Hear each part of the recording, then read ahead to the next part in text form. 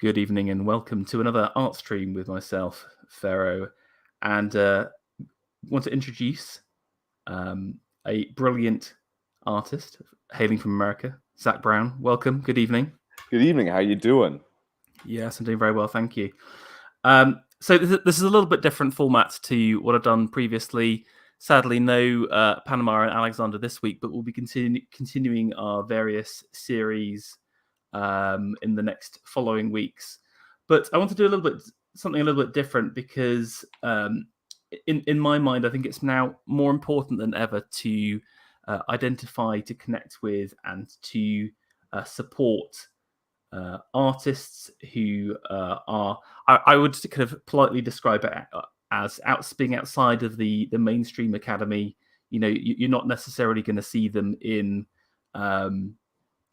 Tate Britain in England or whatever. So some of the kind of the big shows, mainly because they're not pals with the right people, or because they don't necessarily tick all the specific boxes to get into those places. And just to kind of do a bit of an introduction to how I bumped into Zach was through the Passage Prize that happened a little while ago, and I should have mentioned this before the stream. That's how I kind of first saw you, and just for those who don't know, the Passage Prize was a kind of a small, I guess, would you say describe it as Twitter-based competition that a heavily online competition? Yeah, exactly. With a wide variety of notable like Twitter micro stars. And what I loved about it was a combination of kind of poetry and art and short stories. And I think there was a huge number of submissions, tons of quality artwork. But out of all of those people, Zach's work came second. I personally felt like it should have been the winner, but you flatter me. It was a real close call. So, but that's how I kind of first bumped into your work. I've got a little picture of the very same tweet. Let me just share my screen a second. But here we go. And just my first impression was I was kind of just scrolling through the thread that Lomas sent around, and just saw this just amazingly beautiful work of art. It was really blew me away in terms of its technical quality and pathos at the same time. So I knew I had to kind of find out more, and to I had the initial idea about reaching out and interviewing you. So maybe let's just stop there, and Zach, just turn to you a second and just say, it'd be great to kind of introduce the audience to you and a little bit about who you are and where you've come from. And then the format for tonight, we're going to take a look at some of Zach's inspirations. I asked him for a couple of works that he thought were really interesting, have a bit of chat about those, and to go through some of his works as well. So yeah, Zach, over to you. What's kind of like your pedigree and background to take you to this point? I grew up in a small town in Western Pennsylvania called Mars, and we did have a flying saucer statue in the town square. Okay, can I just say, I love American small town names. That, like, firstly, what's weird is there's like you've renamed every single English city and town, but they're kind of often in reverse order. So they'll be like a small village will be like a huge place in America. It's really confusing, but I love Mars. That's a very powerful and, again, an auspicious village to come from. That's like the god of war. Yeah, it was. I mean, it was always enjoyable growing up. Actually, I have a stack of my buddy was going through this abandoned house, and he found this huge box of old UFO mailers and magazines and research papers on like the UFO phenomena from like the late 50s through the 60s. I guess this guy was a member of MUFON, and in this collection there's all these drawings of that like eyewitnesses did of UFOs, and they're like handwritten descriptions of everything in interviews with them. So I'm going through that right now, which is like fascinating, interesting, and weird. That was just found in this abandoned building here in Pittsburgh. But he was another guy I knew growing up in Mars. But I don't know, it was always my father is an architect and my mother was a pharmacist, but they both wanted to be artists, and they were kind of first generation to go to school. So it was important that they did things that wasn't as foolish as art. So what they say is like the first generation worked really hard, the second generation goes to school, and the third generation does cartwheels. So I guess I'm the cartwheel generation, making paintings. But still a lot of work ethic in me. So try to do it as seriously as possible. So just on that childhood, would your dad be drafting at home? Were you kind of surrounded by like drawing as a child, and drawing was absolutely the pastime. Yeah. And sit and draw with him in the evenings. And that's what kind of fascinated me. Or out in his garage, in the wood shop, building things. I don't know, just always had a deep appreciation for it. And like growing up Catholic, you're surrounded with like tons of visual depictions all the time of like nice, like brutal, bloody scenes, which always I deeply enjoyed. Yeah, and I kind of just always have been doing it. I was on we were on a family trip to IKEA, and we were leaving. I must have been like 7, or maybe a little younger. And I remember telling my dad, because I knew people designed buildings, so I knew people designed furniture. I remember telling my dad I wanted to design furniture for IKEA. And this joke might have been more for the sake of my mother, but he goes, Zach, you can't design furniture for IKEA. You're not Swedish. I'm like, oh, darn, crap. Well, I knew like people were artists. So I'm like, well, maybe if I start now, I'll be able to actually do it and pull it off. So yeah, went off to art school in Rhode Island, and found most artists lazy and detestable. So I was like, okay, I'm just going to do traditional iconography here while I'm in school. Yeah, just going back to the IKEA thing, I think there's an alternative reality where you took the cursed course of becoming an IKEA designer. There is a reality where you're kind of just churning out low grade MDF style furniture, flat pack. Yeah, exactly, and just coming home at night and just saying, I wish I was a proper artist. You see, so I think you chose that. You end up choosing the right path there. Do you do any like furniture design now at all, or you just sketch out the occasional chair? Is that ever part of your work? No, more so it's like finding old antique furniture and refinishing it. Oh, that's cool. Okay, I can see that you're on quite a nice like a leather. Yeah, this is an old. I found this. It was just a nice antique store find out in the country. But yeah, was it maybe 5 years ago, 6 years ago now? I bought this old schoolhouse here in Pittsburgh and turned it into my like living space and studio. And I live up in the old principal's office actually. But it's an ongoing project, so I'm not painting. I'm doing like DIY home remodeling. That's cool. So talk to me about kind of art school. I don't know what it's like in America. In the UK, you have to do a foundation year, and then you'll go off to your main school. I noticed you went to a few different places. So what was your kind of general like? How did you fit in the kind of art schools at those times? Like again, because this would have been like this would have been 2007, 2008 when I started art school. Yeah. So I went to Rhode Island School of Design in Providence, and it was not so much a culture shock. I just hadn't met like this kind of very ironic and kind of glib art person that much before. And well, I mean, the way art school was, I mean, it's like freshman year, it's like 75% girls to 25% guys, and half those guys aren't interested in girls, and half those guys are socially inept. So I got very false sense of my own value to the opposite sex in art school, which I didn't have too many complaints about. But these were some of the most insecure people I've ever met. Like when I was a kid, I was like maybe in like 3rd grade or something, listening to the Goo Goo Dolls, and I'm like, oh, I'm gonna get out of this small town. I'm gonna go, and I was like saw like the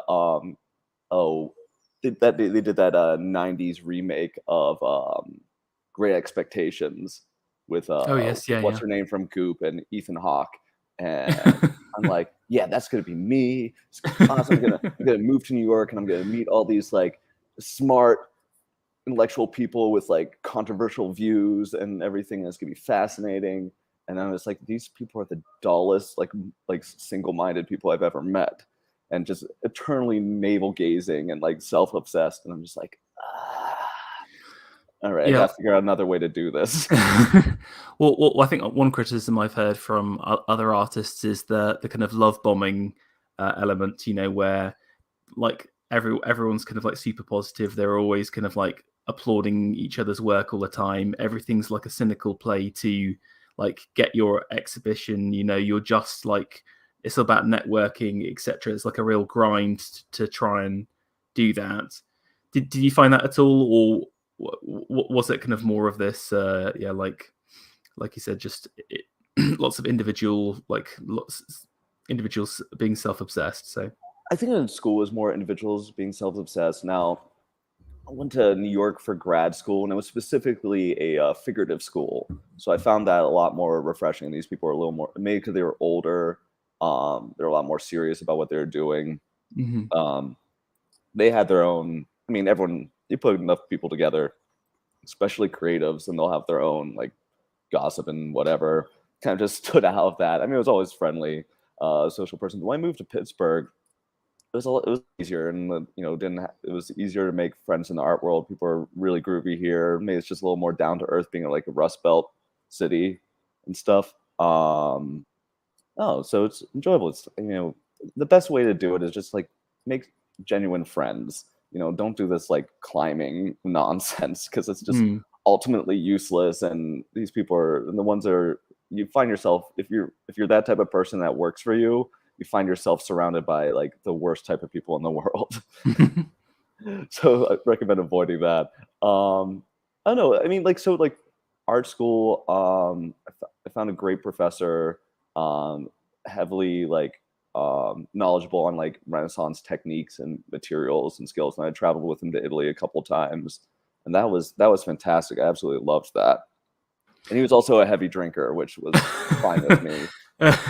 That's a great person to go along to Italy with. I think that's good. Oh yeah, he knew how to have a good time, and he was just like he was one of these like kind of throwback. He seemed like a throwback, like old school, like 60s 70s kind of like almost like frat bro who's very passionate about the arts. And I'm like, I love this. This is fantastic. Like kind of like old like New England stock, like knows how to fucking like joke around and be rude and be funny at it. Yeah, like not take things maybe too seriously. Mm-hmm. Like talk me through that kind of the New York figurative claw. So I guess you're doing, like you said, lots of like work from life. Like one thing I noted was the kind of quite breadth of mediums you're using, because you mentioned doing like stuff with tempera and encaustic, which is like again quite rare. Like egg tempera is just not done in UK schools anymore. So it's a real shame, because it's such a fun material to work with. Like I mean, even like even in more like kind of modern sense, like Paul Cadmus's like egg tempera work are fantastic, and there's just a lot that can be done with it. I think it's just like what I noticed in school is more about so it's essentially like dual majoring in painting and illustration. I mostly focused on illustration, because it was where the teachers actually could teach you the tools you wanted to learn how to the different skill sets. But in the rest of our program, they barely covered materials at all. Okay. And I found that like very shocking, because to them it was very much this kind of like, it's about the theory, and skill is overrated, and there's negative connotations to skill, because skill implies if they're skilled, then that creates a hierarchy, which is no good. And there's like access to skill, and I'm just like, you know what? You gotta reward the viewer a little bit, and you gotta impress them somehow. Yeah, no, that's interesting. Like again, you're the kind of the first principles of the teachers kind of cascading down in quite a negative way. But Then a lot of the professors too sorry. in the Yeah. campaign department were like artists who were hot for a minute and didn't know how to manage their money well, and then were very Interesting. Yeah. upset about teaching again. Yeah, like I do wonder if like one consequence of modernism is this kind of the fashion nature to art or whatever. There's something popular for like you said a minute, Yeah. as opposed to again the struggle to create something bigger and kind of beautiful and lasting. You know, if going back to kind of comparing to those Renaissance artists, they weren't trying to be popular or to have a big show. They were just sort of doing stuff and living this kind of ascetic artist life. You know, And while still trying to appeal to different to Medici patrons. Yeah, yeah. yeah, There's that too. So yeah. Of course. it's never escapable. Like when I was in grad school, there's this guy had a studio across the way from me, and he was like fresh into America from Korea. And after a little while there, he goes like, Zach, seems it's interesting to me. It seems like the art world's run by like gay men now. I go, now? I mean, forever since the Renaissance. But I'm sure like Camille Pagula puts it better than I could when it comes to that. But no, I think that's the thing too, where it's like my the dean at my grad school is like, I was talking with him and I was talking about like, moving back to Pittsburgh and stuff. He's like, you have to, if you're an artist and you're playing catch up to the trend, you're always going to be behind and it's always going to be crap. You got to do what you do and eventually, things will start to fall in place. You got to have a little bit of faith in what you're doing and your vision. I mean, you don't want to be completely, foolish and not challenge yourself, but you have to at least follow some kind of plot through the thing. Definitely. Well, talk me through about those kind of Italy journeys. Where did you go to? See, it was a couple of jaunts out, was it? Well, yeah. So it was essentially 2 trips. So at RISD, there was the winter session, whereas like other schools would have like a big long winter break for like a couple months. We'd have a winter session where you do kind of a out of your discipline, kind of intensive workshops. But I kind of just stayed in my own discipline, and I really wanted to go to Italy for this. So we started off in Venice, and it was great. I got to see it snow in Venice, which was fantastic. Yeah. And any complaints I've heard of Venice is as touristy and smelly. Yeah. And like when I was there was no one around. None of the tourist joints are open, and it's just like empty, walking through the empty streets of like Venice. And it was fantastic. So then you have all the museums and places to yourself. Essentially, it was fantastic. It's like an abandoned mall, and you can just run around. It's very labyrinthian there. Like the issue with the tourists is the cruise ships, because basically what happens is all of a sudden you get like 300 people in a very tight in like a little tiny labyrinth, and it just creates these blockages and stuff. And then they need a minotaur. They do genuinely need. Yeah, that'd be great. But like, I mean, Venice obviously amazing for the kind of architecture for the paintings. Like, what was your? I fell in love with the Venetian painters. Like Tintoretto blew me away. Yeah, and I was like, oh, this is MTV. This is amazing. This is huge. Yeah, I mean, I love his colors, because again, you can instantly tell it's an the little dyer. He has a reputation of old. Yeah, and then like I love how he tries to, like, he has very challenging poses as the only kind of thing. Was it the there's one where there's like a guy floating in the air. You probably I'm forgetting the name, but like I also love how they start to fall apart too, and these kind of like ghostly figures in the background. And you could say he has some issues with some components of perspective, but it really all comes together in this almost like dreamlike, surreal way. Yeah, no, he's very cool, and again, Venice amazing. So where was the other place in Italy? So we go from there. I can't remember what was the next stop. If it was so the 3 main places we were in were, of course, like Venice, Florence, and Rome. We spent most of the time in Florence, but we also took a pit stop off to Padua to see the big work there. where you got like the devil munching on, all the people. Yeah, I'm having a brain fart right now. The painter. there's like a did that. Crivelli spends time there, and Mantegna is quite big as well. But it could be because I think Mantegna did some big frescoes in Padua. But I think they then got like removed at a later date. That's quite a famous work. And then we also stopped off yeah. in Siena, which was Okay, yes, tons lovely. of fun too. Yeah. But yeah, I mean, Florence was amazing. The artwork there was incredible. I was actually mostly blown away when I was there. Maybe I sound like a moron when I say this, but we went to the Natural History Museum, and they had all the wax anatomical sculptures there. Okay, cool. They're very macabre, but very accurate, and almost because they're like wax, they have this sheen to them, which makes them a little more like visceral and viscous looking than like the body world stuff, which just looks, even though it's like real human bodies, there's something like like more like they're made out of like plasticine or something. Yeah, like you said, there's something uncanny valley about those kind of like the wax bits. They're very like, I don't really like them. I get freaked out by that kind of stuff quite easily. So that's fair. That's fair. It's not for everyone. Okay, cool. And then so like after New York, back to Pittsburgh, and then you've been kind of cultivating your work from this kind of studio space, and how's that been over the last couple of years? Well, yeah, when I first moved back here, I was living in this Quonset hut out by my folks, and then it was kind of it was just like no one around for miles, and it was just kind of like being in the kind of haunted valleys of Western Pennsylvania. It's nice to kind of like sleeping in graveyards and doing all the kind of weird stuff that I'm supposed to do, I guess. But no, it was great, and it's also like it's a very affordable place to live, so you can really take the time and build your artwork. Because like a lot of my friends in grad school, they ended up staying in New York and making art for other artists. Like a lot of my friends were working in Jeff Koons like workshops because they needed like people with technical skill there, and then you spend all your time working for another artist. I think that'd be a little soul crushing.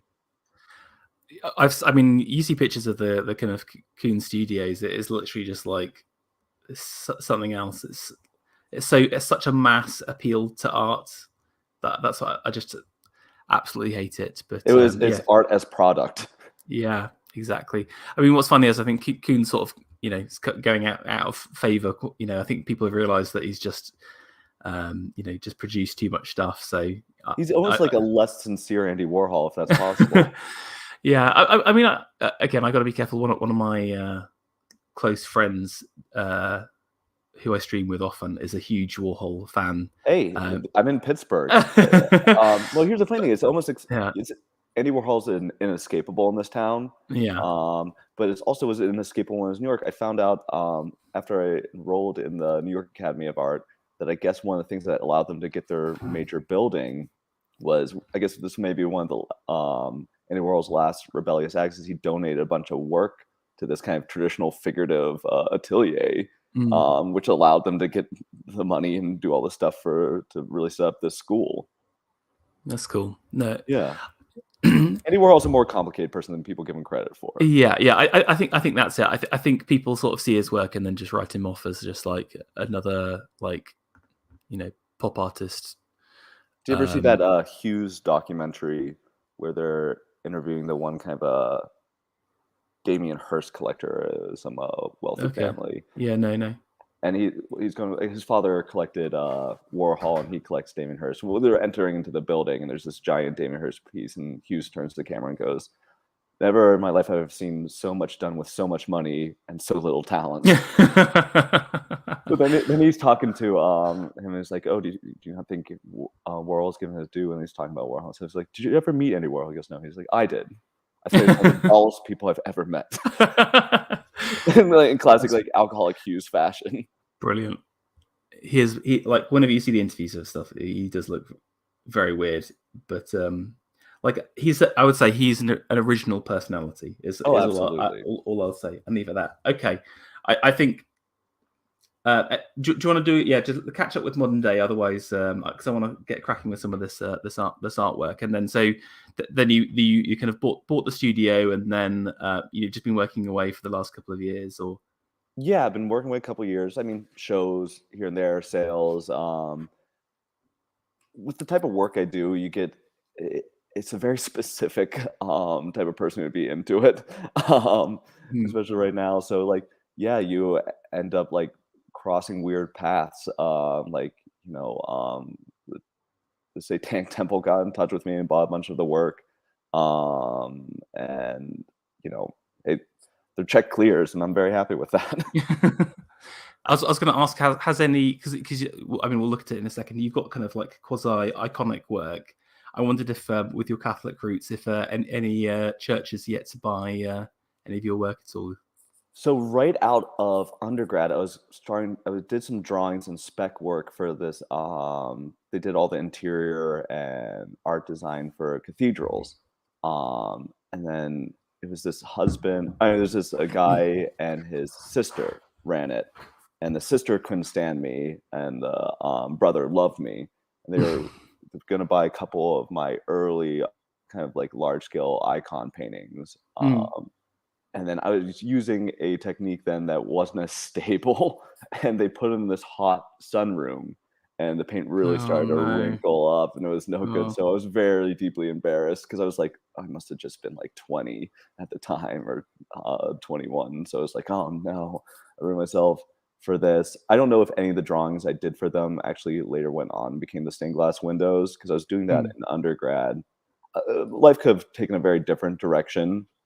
That Mm. been more of crafting, but I should probably push this stuff more. But I don't know. I'm having where it's going where I can jump around more with some of Mm. the symbols and Themes, yeah. yeah, yeah, and kind of follow like the spider web of tangential thought.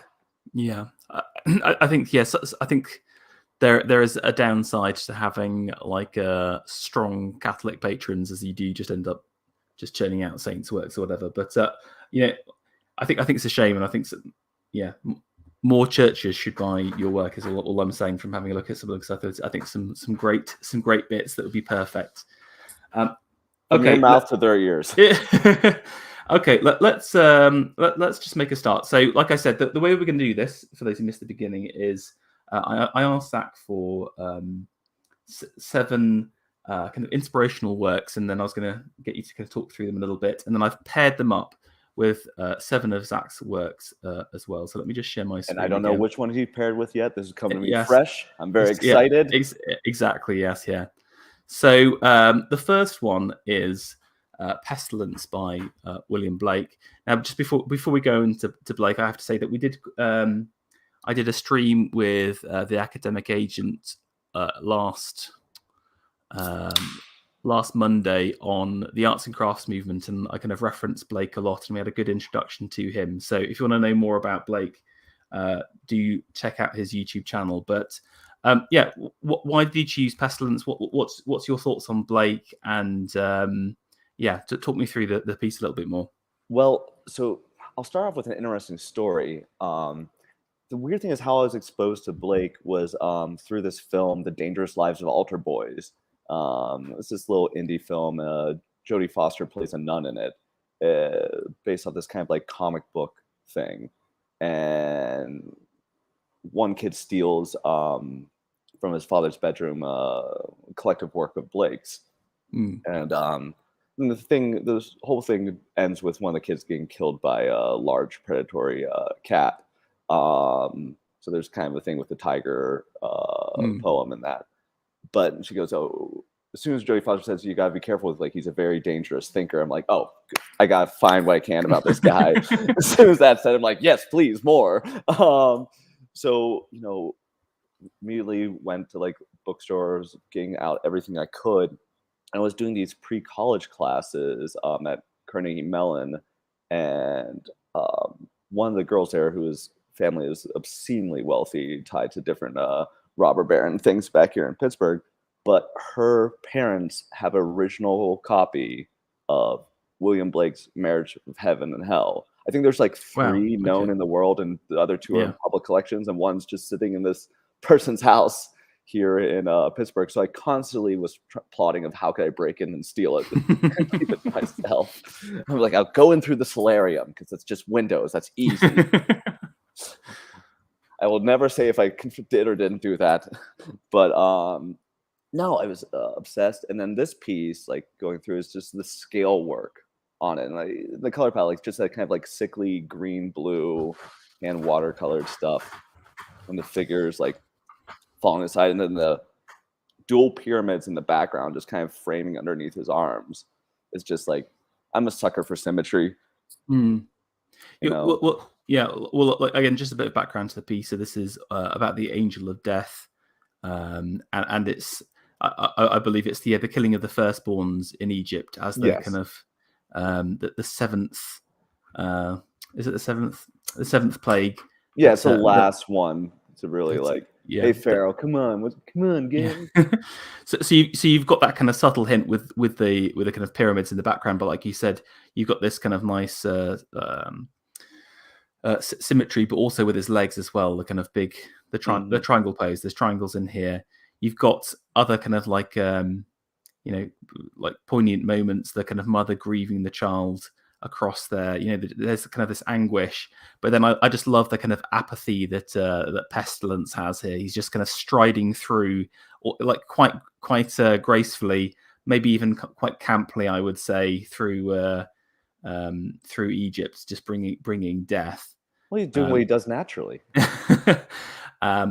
With Blake, I find his anatomy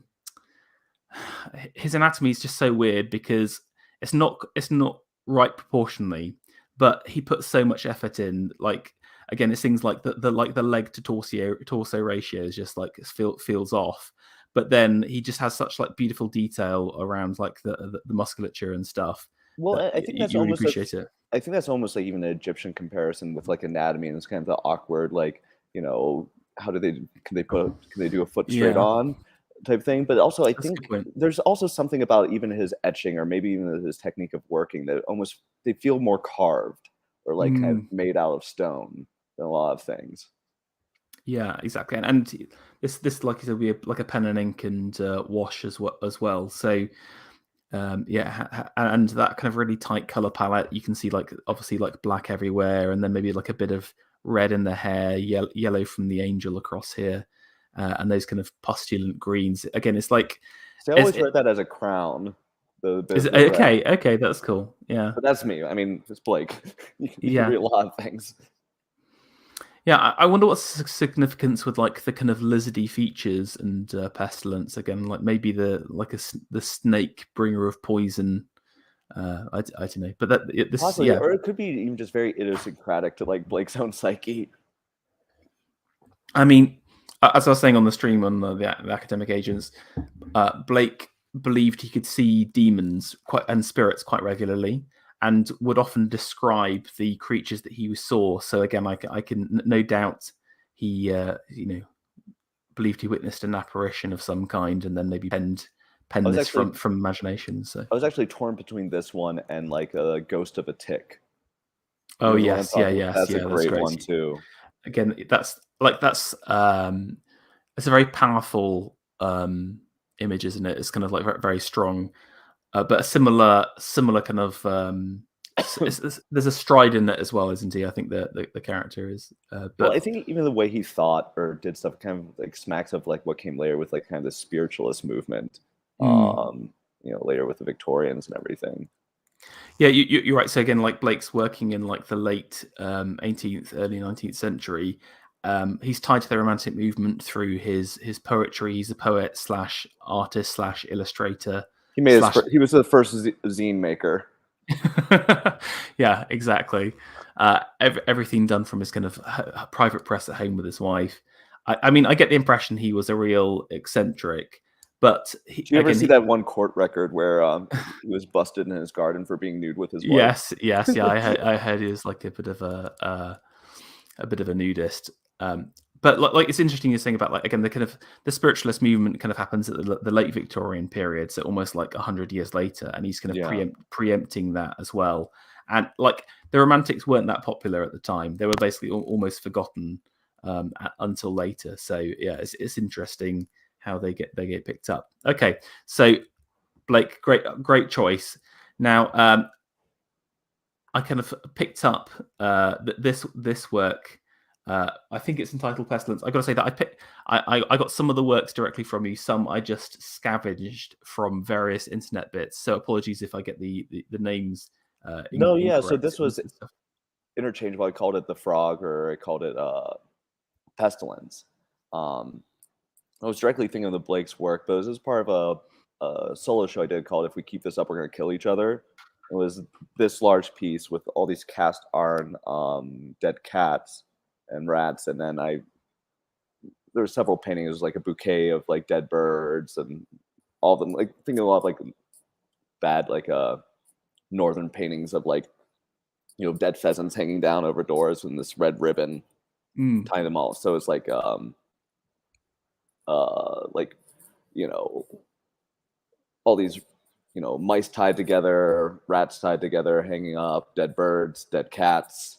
And I'm just thinking a lot about like, you know, this kind of like forever like in group politics of you know, I mean, this was that, it was like around the 2016 election here. I was like, oh, this is interesting, but it's also like, you know, this kind of like, you know, cannibalistic you know, nonsense I was seeing in the art world. I'm just like, it felt like I was like, you know, when are we gonna have the struggle sessions?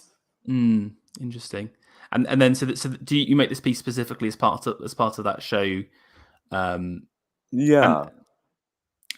so was it kind of like you mentioned a bit of the Blake reference, but was there anything else that you were kind of thinking of at the same time tied into that theme at all, or you know, or was it just kind of like a just this kind of ominous? There's something kind of horrific about it. Is there like kind of texture on Yeah, yeah. the So you painting can, as well? Yeah. yeah, so that's built up with like caustic and yeah, you can really feel that kind of rippling. I was really you know, not to sound too gross, but I was thinking of like the kind of texture of like I had gotten this horrible case of poison ivy. Normally I don't get this stuff, but I was weed whacking it, and it just kind of became an aerosol and I had it all over me. And I was like, I felt disfigured, and not to be too Yeah. nitpicky, but the texture of my testicles on this was just the most repulsive thing I'd ever seen. And it was like this kind of amorphous, swelled up red raw thing. So I was like, okay, I can recreate this, and this is going to be disgusting on this guy So walking through this landscape. So yeah, this piece is like 8 foot by 5 foot, so he's fairly monstrous when he that's towers over you. that's cool. So again, yeah, you got that kind of like oversized feel. Would you say this is a self portrait then? Self portrait after weed whacking. That's the Yeah, real name. self portrait after weed whacking. No, actually, I had my buddy pose, my buddy Dan pose for this, and I told him like, "Don't be offended. I'm gonna make you not look like you at all. I just need a basic structure, so you know, the anatomy will be a little better than Blake's." Yeah. No, but I really like the texture on this. Again, it's kind of gross, but in a really interesting kind of way. And again, just the kind of the pose is the kind of a strength to it, and the kind of single arm kind of is it kind of like is that pointing with a little finger or Yeah.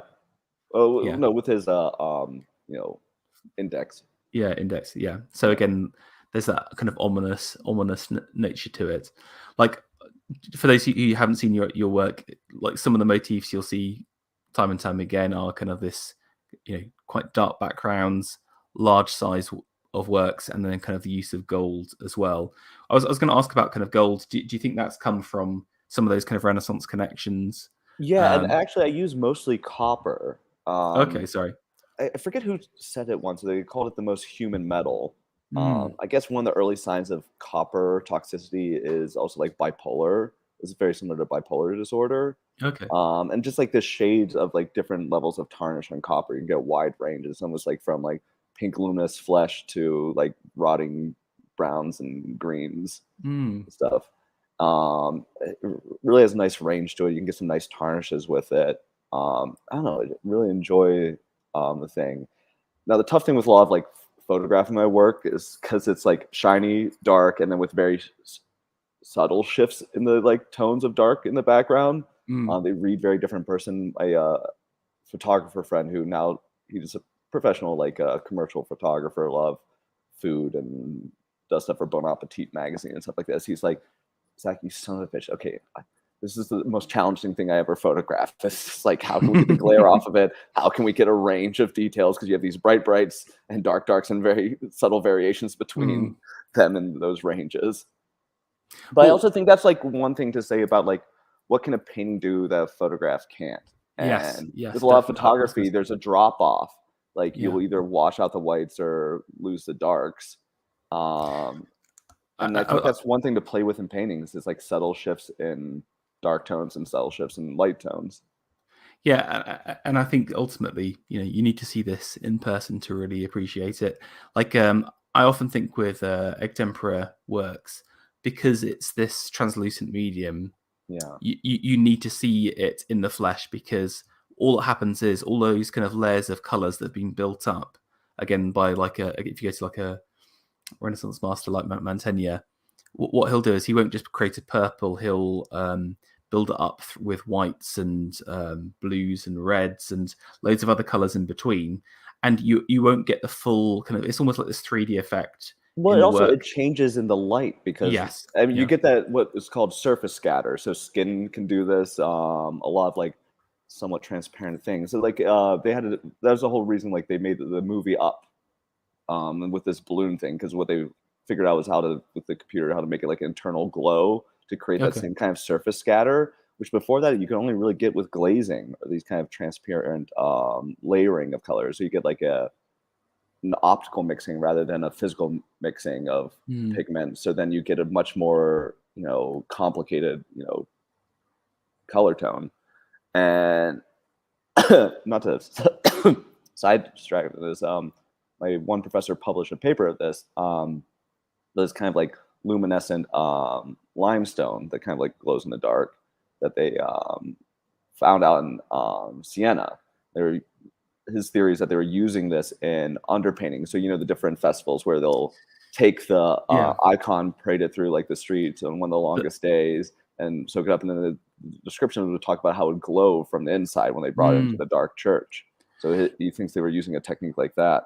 Yeah, interestingly, the pre-Raphaelites heard about that and did something similar, where they would Over top of just lead white. Yeah. Yes, yeah, exactly, to give it again that kind of glow. But I mean, it was kind of like a budget a budget version of that. But yes, lead white. You can't beat it. It's the best white out there. Yeah, but I like the idea of the artist as alchemist. Having secret techniques that only they know, and in some ways, I like that there's this mystery that we don't know, or we haven't worked out through science how they created their works. Well, I mean, especially I think that's very true with the different like school of or workshops or even like the different guilds in the Renaissance. Like these are kind of protected, protected like secrets almost. Like your average lay person would be like, "Oh, this is solid gold," not knowing of the leafing technique. Yeah, exactly. Or how it's applied and the glue mixes and all that kind of stuff.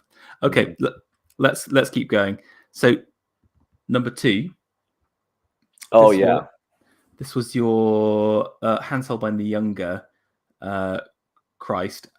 What's the full? I can't remember the full name. Sorry. I think it's just it's either tomb body of the Christ or body of the Christ or something like that, or deceased body. So where did you encounter this work initially? Honestly, in textbook. It blew me away. Just the kind of like. In some ways, just kind of like we talked earlier about like those wax bodies in the body exhibit, but this is even more straightforward, and I think like in very much like a non-Catholic way. You know what I'm saying? Like just kind of very matter of fact, the body almost like documenting it, and the composition too, just like what can be done with a non-traditional like canvas, proportion, scale, and that kind of entombment structure, where there's a claustrophobia to it, or just kind of like a stark reality in the body, or even just like, but then you get the kind of miracle quality of it. Like the more dead the Christ looks, the more amazing it is that he came to life again. I think it's interesting what you're saying about, obviously this is, again, for context for the listeners, Holbein, I don't know if this will be kind of like during his tenure at the court of Henry VIII, where he was court painter or before that. But this is kind of like coming up to the Protestant Revolution, and you've also got the kind of the difference between the Southern and the Germanic painters. Where I would describe the Germanic painters as much more realist, much more kind of harsh and matter of fact. And again, if you can compare this, the Germans being harsh and matter of fact, I've never heard that comparison. Exactly, it's almost like a trait. But again, compare this to some of the kind of Italian Christs. there is like a brutality to it, like especially like the hand and the face and the feet. I think the body is pretty standard, but there's almost kind of like the rigor mortis is set in on that hand. It's pretty horrific. But yeah, I really like it. I mean, the face is quite striking as well. I mean, I've got to say he's made Christ a little bit of a neckbeard. Hate to say it, but if I am not wrong, I think he actually had a body he was working from on this. Interesting. Because I guess this is the kind of the kind of birth of actual anatomy and painting from the dead, and bodies, especially in Amsterdam and stuff, were available. So yeah, it's like artists and medical students were like notorious grave robbers. Yeah. But yeah, wonderfully rendered, and again, just technical, but also I think like you said, it's got that kind of I think there's a lightness to it as well. So it's that combination of death and the looking to life as well. So yeah, very very beautiful work. Okay, what I've paired it with. You're gonna show all my secrets here. I know probably what paint you paired it with. Oh, this. It's okay. Apologies, but no, you're fine. You're fine. What was it like? Good artists, borrow, great artists steal type thing. Well, again, there's a lot of difference. I mean, like there is. I just chose this just because it had a similar feel, but I think a lot of your works actually have kind of Holbein running through them a little bit, just in terms of the physicality, that kind of raw materialness to them. There's a rigidity to them as well, but also I think there's a lot of difference too in terms of the rendering, etc. as well. This is one I found from your Instagram page, and this is my opportunity to share it. I've put it in the description. Please follow Zach's Instagram and share stuff that you like on Twitter as well. But I can't remember if I had the name of this, but Lazarus. Oh, this is Lazarus, is it? Okay, cool. So yeah, do you want to talk me through Lazarus and yeah? Yeah, I think for me it's just that kind of like I was thinking a lot about that kind of eternal stillness, and I was thinking of like altar, or like even burial mound or funeral pyre, and I really like playing with different compositions where it's this kind of like extreme ratio where you just have this like solid piece, or it's almost like I think the pieces come off almost a little more sculptural than you're even like stepping into a scene where it's more of like an object itself, more like a totem or something. So I was really thinking about that, and it just has this kind of elevated surface it's sitting on. And I did this piece, and my professor told me, is like, Zach, you're really just a medievalist. I was like, oh, I can go with that, but I don't know. I like that kind of certain sense of like that kind of eternal stillness that you get in like a mausoleum, or yeah, I almost thought you might have even paired this with the architectural work I had posted, but it's there's. So this was actually a roommate of mine, because this was like in grad school, so you just use any body around you who's willing to get like partially naked, and he was a little more shy than others, so I was like, okay, we'll put a tablecloth or something over your lap, but give you some modesty. Yeah, I really like it though, and I think like you said, it has that sculptural appeal where I could imagine this being part of a mausoleum in a church or a cathedral, or with the kind of body laid out, and again, it's like I think it's this happy accidents that happen, like the towel, I think, gives it that kind of verticality to it as well. You kind of brings your eye up to Lazarus. You've got the kind of the kind of use of shapes. So you've obviously got the kind of squares in the blanket, but also you can see the kind of physical squares, I guess, where you've kind of the leaf. Of the copper leaf there as well. So I really liked that. So, and then you've got all of these big bold rectangles and shapes on there as well. Like the black square there, black square there. So yeah, really interesting shape wise. And then again, this almost sleeping Lazarus, and again, I really like the light of it as well. It's kind of got that again, maybe looking to resurrection. This kind of light pouring down on the head, and the head positioned upwards as well. Yeah, so really nice work there. Yeah, it's a fun piece to work on, and I was really kind of like trying to play with like a little more morbid tone on the skin. Okay, the third work was one of the artists we've actually covered off in. Yeah, I saw you did a Symbolist series. I didn't get a chance to listen to yet. Yes, well, you should definitely, because Alexander Adams takes us through Bauquelin's work.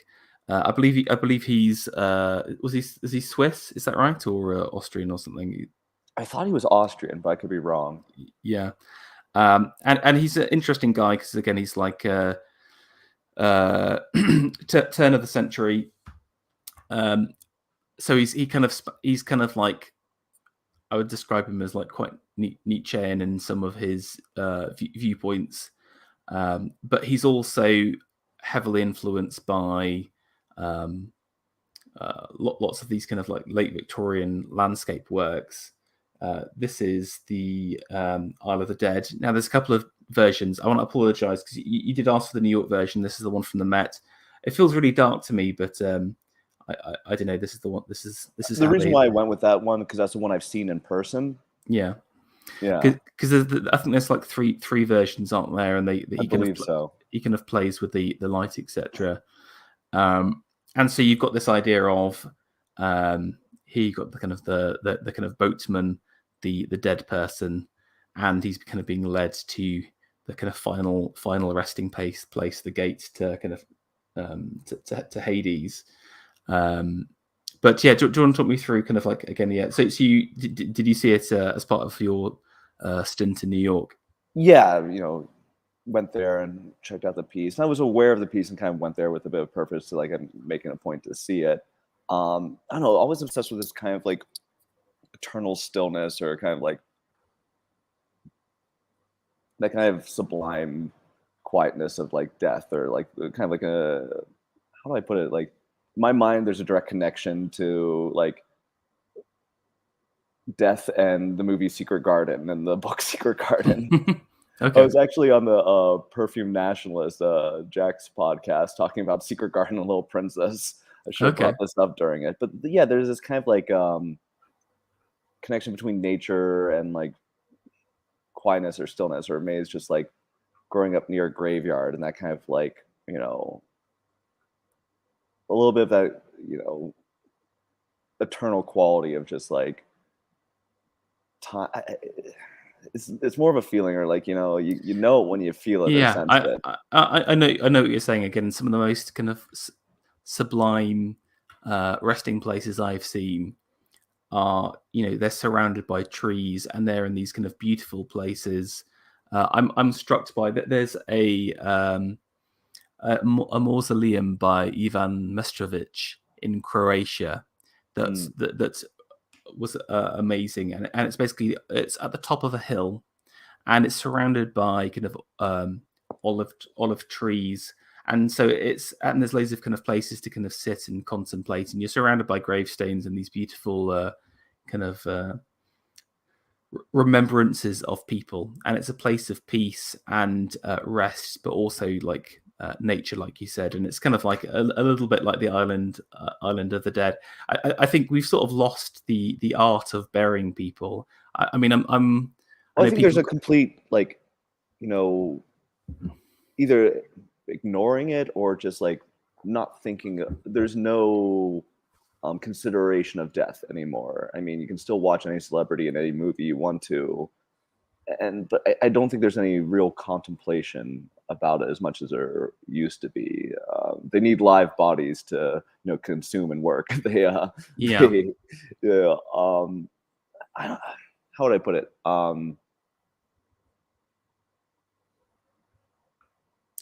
Well, one thing I think we've lost is like the mausoleum itself. I can't think of the last time I've seen like a beautiful mausoleum created, or graves now, especially in America, Yeah. are tacky as shit. I mean, Yeah. like, you got people putting on like NASCARs and Mickey Mouse ears on their goddamn tombstones. And I'm just dear. I walk around and it's like, there's some great graveyards here in Pittsburgh, because at one point Pittsburgh had the highest number of millionaires in the U.S. Okay. During the kind of robber baron era. So there's this one graveyard, that Allegheny Cemetery, and it's nothing but like obelisk after obelisk and beautiful mausoleum after the next, all along this hillside, and it's fantastic. I'd take my motorcycle through there and zip up and down the different roads through there. It's kind of like youthful body and machine, squealing past death, and this kind of like it felt good. It was an enjoyable experience. So you get that kind of like back and forth. Yeah, there's no real consideration of it, and like I think when you're making artwork or sculpture, or even designing a mausoleum, it's like you're already creating something that's going to last much longer than you will. So there has to be some type of contemplation there about like, or even like paint. When you do a portrait or something, it's like painting as death mask. Interesting, yeah. The kind of longevity to it. My first show back in Pittsburgh was called Paintings Live Longer. No, exactly. They're kind of like Ruskin describes architecture as like the tombstones of architects, which I quite liked. That every building was like a monument to an architect, and his viewpoint was that no building should ever be teared down, because it's kind of like tearing down the legacy of a man. I don't know. There's some buildings I'd be okay with them tearing down. These horrible, like, neoliberal gray cubes.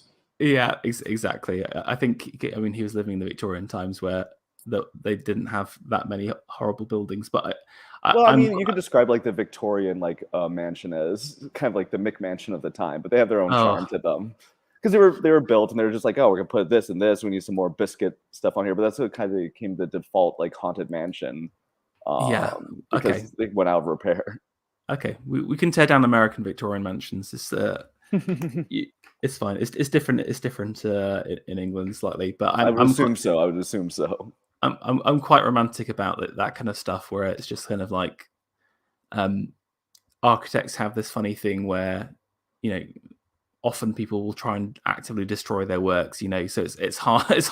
It's genuinely hard to maintain a legacy. I think Do you see what I'm saying? Like, yes, in the same way that an artist can survive if they're kind of loved by just a small set of people in time. But just going back to the painting, I think it's this kind of very beautiful piece. It's kind of part landscape. It's part like one thing to mention is like at this, you mentioned about the kind of spiritualist element. Just for those who are listening, there is this kind of big interest in. I would call it as like a sex and death, basically. There's a kind of a sexual liberation in the 1880s to the 1900s, and at the same time, there is this fascination with death and the afterlife. People are having kind of seances. There's various spiritualist movements going on, etc. Yeah, Madame Blavatsky and yes, all that fun. Yes, exactly. What's the name of that group called again? I can't remember the. What was her group? I have a brain fart on it. No, sorry.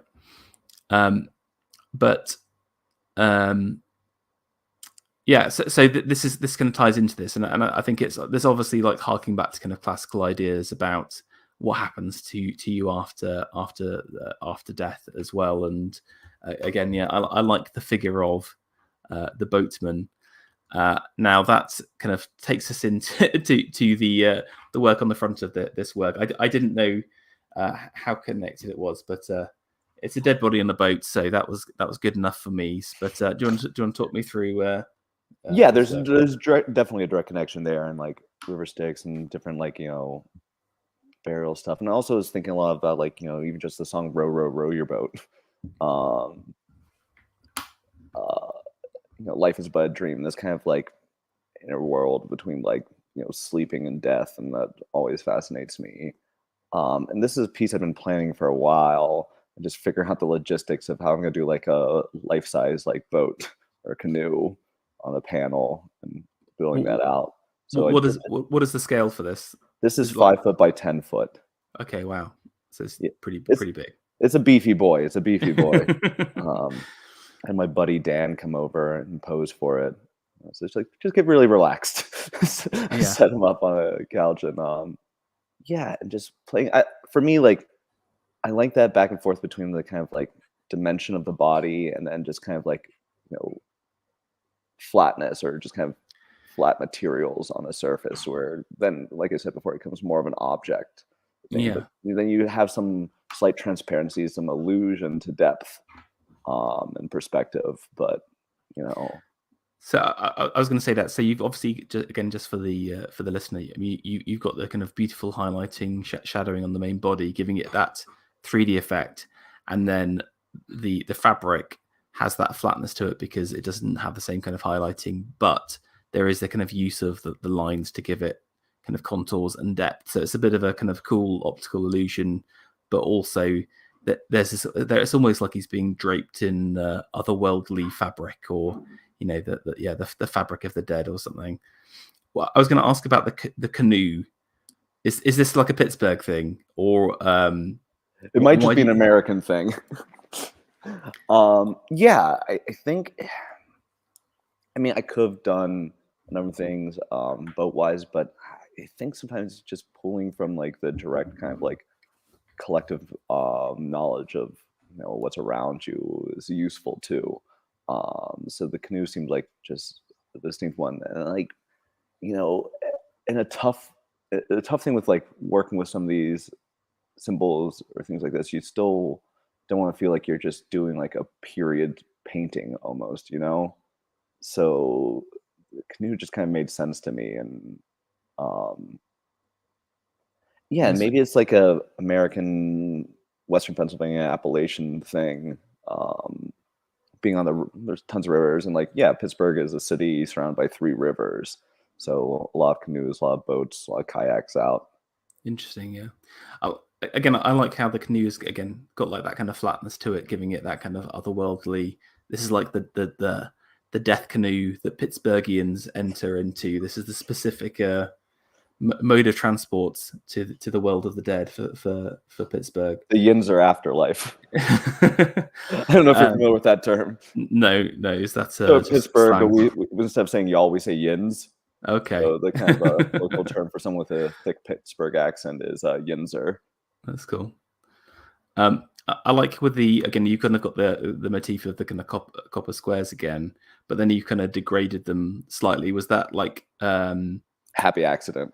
I was going to ask, with that, like, how intentional was that? But because I laid down this tarnish, which was essentially just egg and tea over the thing, and okay, there must have been a low part in the panel, and it pulled up there a little bit.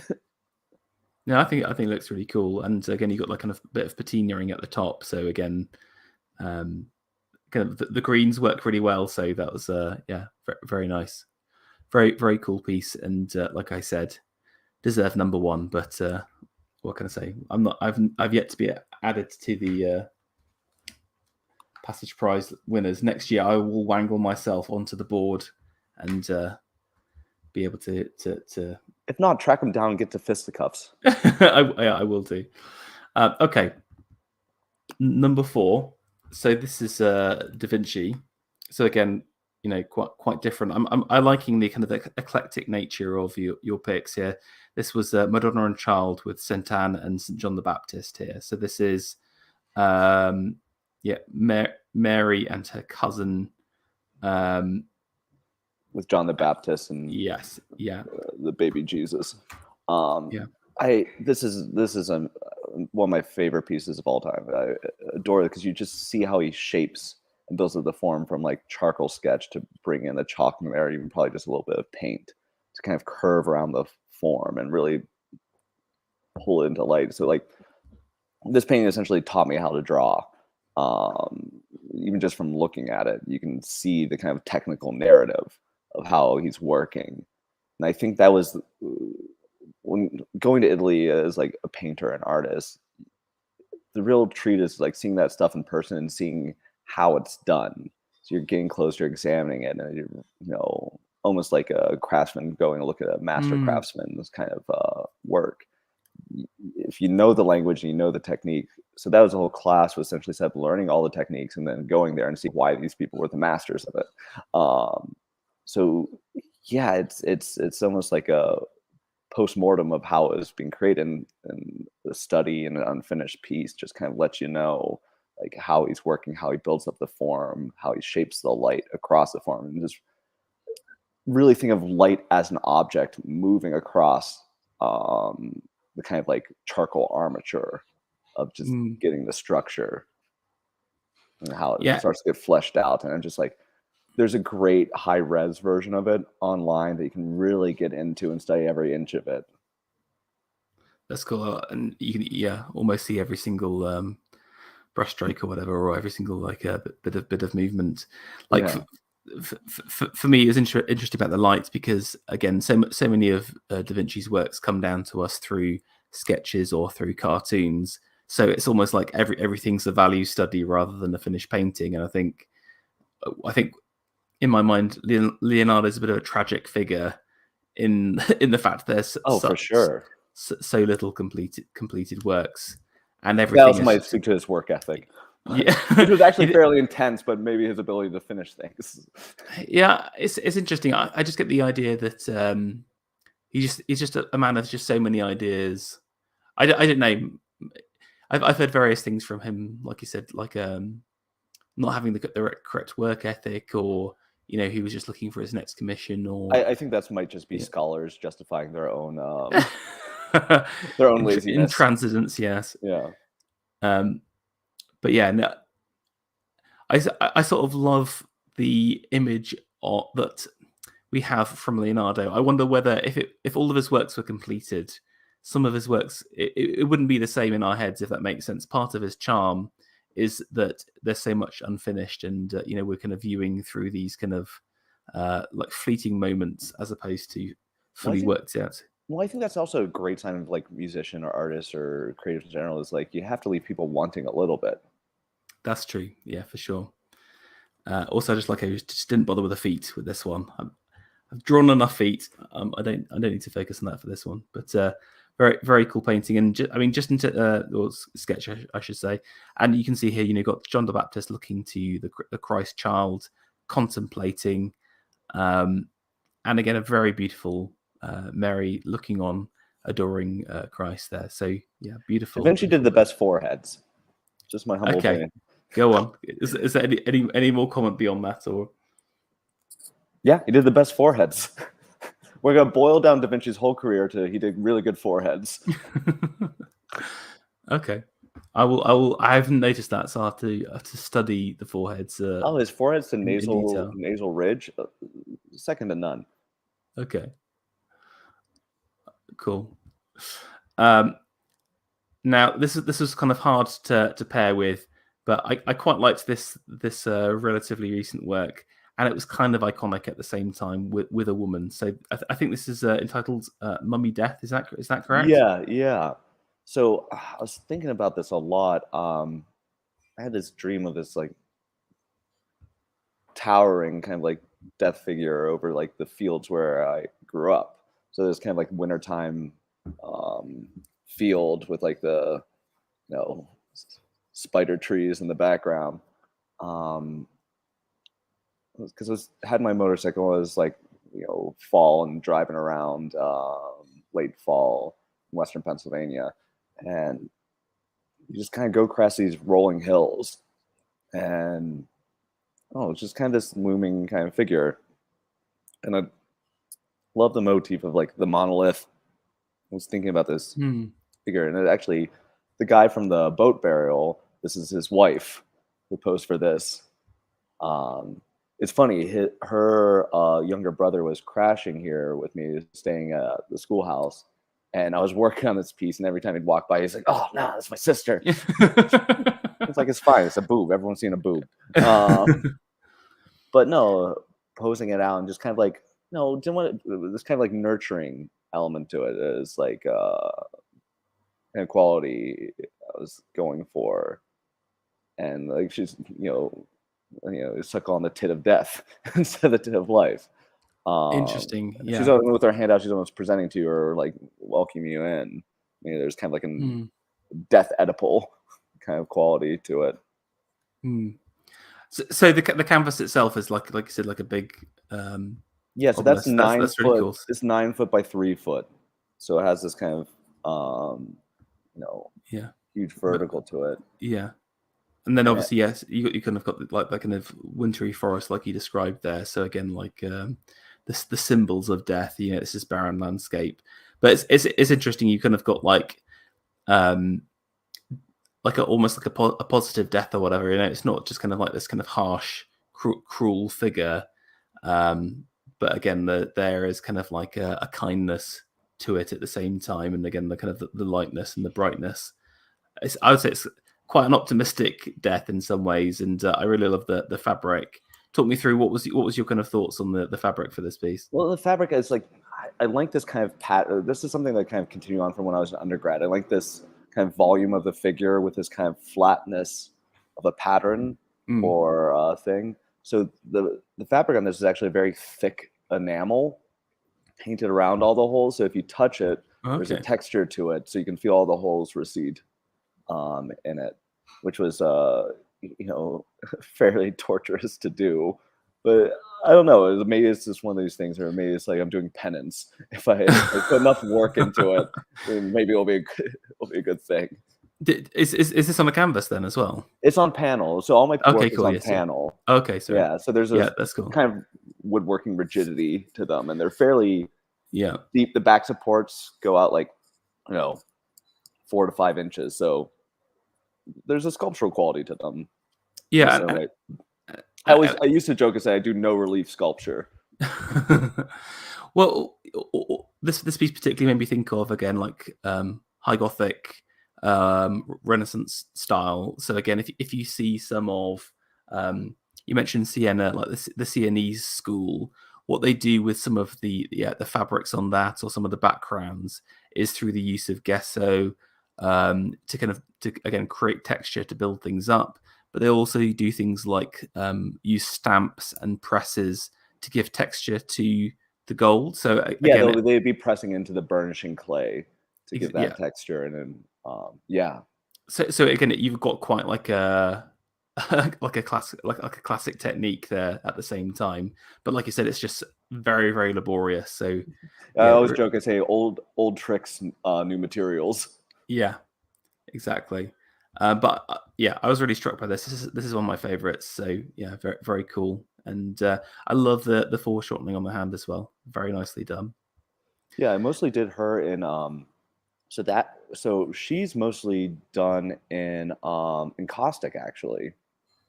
So did this kind of graphite mix in caustic to build it. So she has a very silvery texture to her when you see her, silvery like kind of like shift in the light when you see her in person.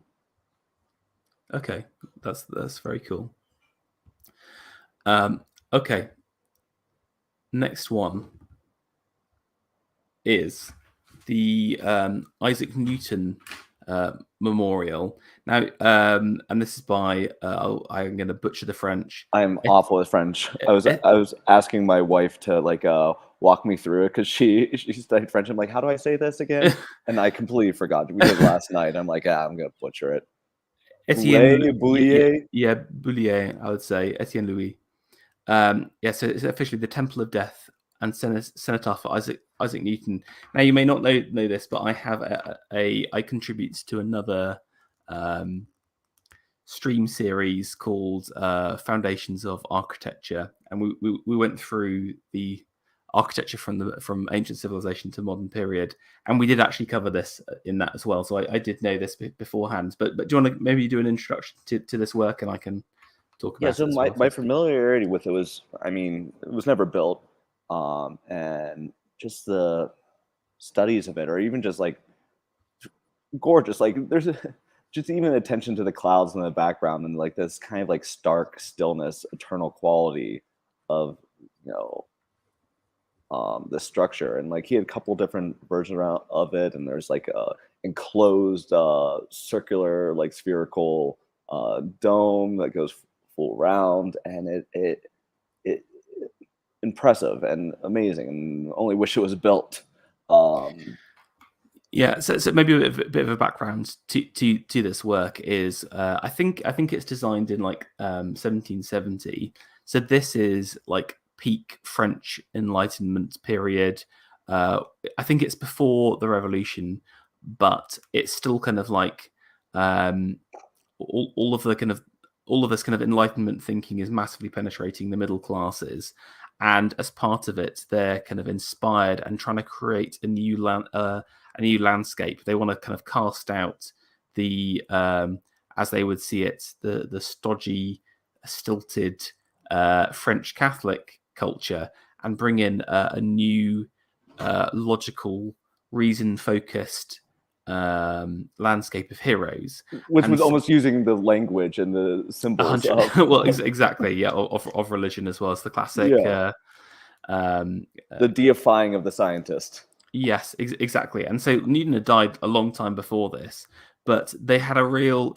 I'm sorry to say this. Basically, If only every virgin got a structure this big. I was going to say that there's some big nerd energy going on about this whole cenotaph, I have to say, because it's kind of like the French just really nerded out about Newton, basically, and so there was this big movement to, oh yeah, we need to celebrate this kind of epic figure of science, basically. And so it wasn't just this chap; it was a number of people came up with ideas for mausoleums. But I mean, the scale and for me, of this, it's less about Newton, and it's more about just the architecture and the drawings themselves. Yeah, and the French were kind of getting interested in Orientalism as well at this period. So again, yeah, the use of the obelisk, the use of the pyramid as mausoleum. This is also an epic structure, and again, just a note. This is like the highest res image I could find, unfortunately. But the actual etching work itself is intense and amazing. It's such a hard thing to do. You know, you need to have this kind of tiny microscope. You're literally cutting out the lines, and there's just so much depth and detail to this to this work. But I just love the scale. I just love this idea of a huge monument to the dead, and again, it's a real lost art. The remembrance, and maybe something we need to bring back. Yeah, it was a controversial pick for me as an anti-enlightenment in my own personal life. I was going to ask, what did your dad think about this as an architect? Oh, I think he might have been the first one to show it to me. Now he's more of a arts and craftsman movement. He's amateur woodworker. This is more of his real passion. Is that more on the home scale and less on the grand scale for a lot of his stuff. No, I like that. I big like. I think the kind of arts and crafts architecture in America is one of the best American movements. I think often, sorry to dunk on the Americans again, it's like no, none taken. But like Sickert is great, and early Frank Lloyd Wright and stuff is amazing as well. Well, we didn't. I mean, I didn't grow up far from Falling Water. So okay, yeah, very cool. There, yeah. No, the arts and craftsman movement was a passion of my father's, and it always struck me as like some weird hybrid between like medieval kind of motives and techniques, and then combined with like some Japanese aesthetic within there too. Yeah, definitely. Like I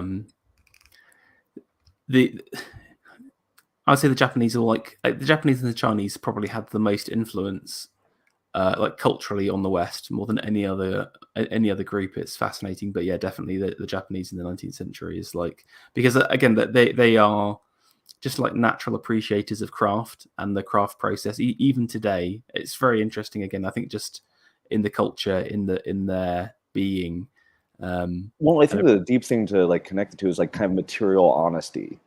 Like you're not getting. I can't stand all this stuff where you're getting like ceramic tiles that look like wood grain. Like let it be what it is. Yeah, definitely. 100%. I think that's the thing for me with a lot of like my own art is like, let the kind of materials come through. Like especially with the copper, it can only just be that. It kind of connects it into the physical. It's not just representational. It's there. It's copper, and you know what it is. Yeah, definitely. And yeah, I think it's a powerful part of your work as well. So it definitely shines through. Excuse the pun. Okay, pairing this one was tough.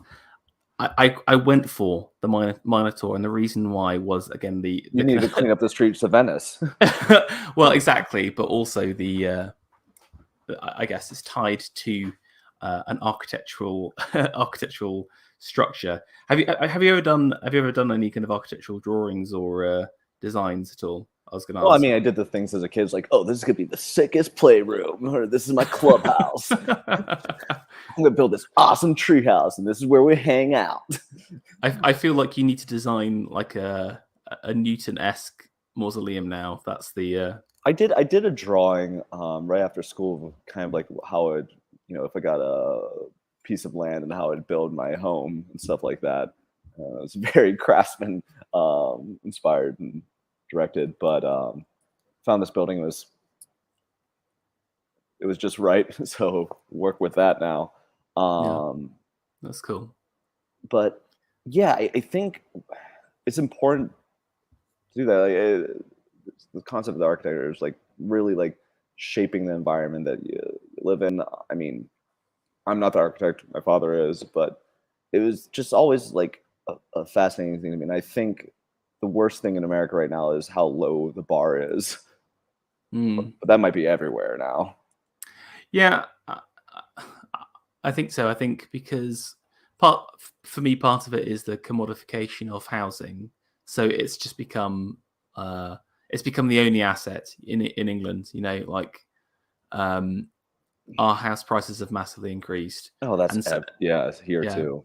And so as a consequence of that, it's just about how many, like what volume can we churn out without it. Like I think that your point about material honesty is just like, again, it's a timeless one because there is no honesty in most modern building. No, we get these weird clicked together multicolored facades on what essentially looks like high-end refugee housing. Yeah, exactly. Yeah. At least the shipping container homes are honest that they're shipping containers.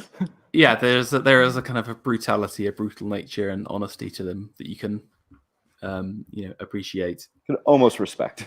Yeah. But coming back to this work, so obviously the classic figure of the Minotaur, but I think obviously the most striking thing is obviously the face has kind of been obscured by this series of concentric rectangles, and you've also got the Minotaur, I would say, in a relatively chilled out pose. Again, if you see like a classical Minotaur, he'll be kind of like in battle or in like a tense pose, but you've got a moment of calmness. But what was your thoughts for this work? Well, I mean, I was looking at a lot of different masking traditions at the time. So I did this piece right after I did a series of like a mirrored image kind of book and like death mask pieces. I was thinking a lot about masking. I did a series of about like 6 kind of like masked youth, almost like a imaginary tribe or these kind of like sentinels or guardians or tulpas. I was thinking a lot about that. And I was coming up to do this art fair in New York. So when this was originally displayed, it had 40 gilded birds around it. The Minotaur didn't sell, but I sold out of the birds, which was nice. There's that famous depiction of like the Minotaur with the bird crushed underneath its hoof. almost looking out in the distance, and only envious of the bird's freedom. And I was thinking about, what's the Minotaur doing there when he's not, eating people? So it was just kind of like Great question. having a little levity to it, like just kind of, oh, my belly's grumbling. I'm getting hungry here. When they gonna send the youth that can devour? And I was thinking about that, and like with the different kind of masking traditions, and kind of like with the incised squares, kind of like mirroring the labyrinth and stuff. But yeah, this is a little more like decorative and fun to play with. Yeah, and again, you got kind of like the bold, rectangles in the background. Again, is this paint this time rather than? Yeah, so that's actually it would be. So I mix a lot of my own paints. So again, that's like a graphite paint that I mixed up with, and then the stridation is just shellac. Oh yeah, I saw you mention about shellac. Again, very very interesting to use. Again, for those who don't know, shellac is the byproduct of the shellac beetle, which I love. So it's literally crushed up insects involved in the work. Also used in French polishing. The same thing to make pianos shiny as well. So yeah, it has a lot of fun qualities to it too. Use a lot of my drawings because it absorbs nicely into paper. You get some fun things. Interesting. And it's just a nice thing to even like in a drawing to set back tones and pull out highlights again from. Yeah, that's really clever. I don't know. Has shellac been used historically, or where's that technique come from? Oh, I'm not sure. I think it's just more so in my dad's wood shop. I started using it on things. Okay, interesting. That's lovely though. That's a nice like tie to the family. Okay, cool. Let's hit the next one, which is the monster. William Mortensen. He's are you familiar with him? I wasn't, unfortunately, so it'd be great to kind of hear a little bit about him. So he was kind of considered with like the American kind of like I'm gonna butcher this, the F-16 school of like American photographers. They called him the Antichrist of photography. So this is a photograph, but he develops things through different screens. Did a lot of like early kind of Photoshop, like just darkroom work, and they almost come out to these like etching looking things. He was like Vincent Price's favorite photographer, but this guy was doing this stuff in the 20s and 30s. No one was doing anything like this at the time. It was a complete anomaly. He made money on the side, like doing portraits and like girly pictures, and worked in Hollywood for a bit. But this is just some masks, some makeup, and a lot of etching and burning, and darkroom techniques. And I don't know. I enjoy his stuff. He was just kind of never fit in the time he existed, and was doing stuff that no one else was doing in a different way. And I don't know. There's something very admirable about it. And he has these very like aesthetically like these very kind of classic and older impulses when it comes to photography, and also stage photography, which is some of my favorite stuff. Yeah, I was going to say actually, I think the early periods of photography again is really a truly artistic period. I think there's a lot of question around photography as art, but while the darkroom was important, I genuinely think that it was an artistic tradition because of those additional again almost alchemaic layers, literally alchemaic layers to it as well, where you're doing retouching, editing the work through a series of processes which is beyond the taking of the picture itself. And there's this kind of like magic period where I think there's just like, this is an amazing work. This again, like you said, this could be like a romantic etching, straight from the 18th century.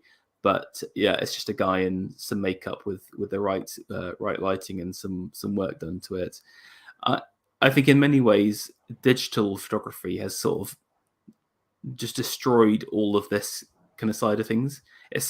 You've got filters, etc. you can apply to it, but it's just not the not the same. So I love to find out about new artists during this period. So yeah, great pick. Well, I think that's the one. I think that's the thing. It was like, whether printmaking or photography, when a process becomes like almost antiquated, it kind of levels up to like being art, because there's simply less people doing it. There is an impulse only by very specific people to kind of pursue those things.